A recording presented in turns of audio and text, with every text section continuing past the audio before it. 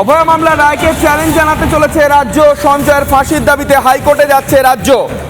অভয়া ধর্ষণ খুনে সঞ্জয়ের যাবজ্জীবন রায়ের বিরুদ্ধে উচ্চ আদালতে যাচ্ছে রাজ্য। সোশ্যাল মিডিয়ায় জানালেন মমতা ব্যানার্জি।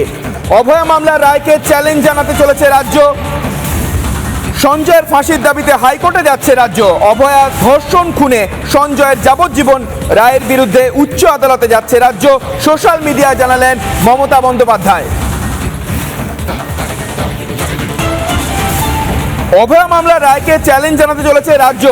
সঞ্জয়ের ফাঁসির দাবিতে হাইকোর্টে যাচ্ছে রাজ্য। অভয়া ধর্ষণ খুনে সঞ্জয়ের যাবজ্জীবন কারাদণ্ড, সেই রায়ের বিরুদ্ধে উচ্চ আদালতে যাচ্ছে রাজ্য। সোশ্যাল মিডিয়ায় জানালেন মমতা বন্দ্যোপাধ্যায়। আপনাদের আরো একবার জানিয়ে রাখি, অভয়া মামলার রায়কে চ্যালেঞ্জ জানাতে চলেছে রাজ্য। সঞ্জয়ের ফাঁসির দাবিতে হাইকোর্টে যাচ্ছে রাজ্য। অভয়া ধর্ষণ খুনে সঞ্জয়ের যাবজ্জীবন রায়ের বিরুদ্ধে উচ্চ আদালতে যাচ্ছে রাজ্য। সোশ্যাল মিডিয়ায় জানালেন মমতা ব্যানার্জি।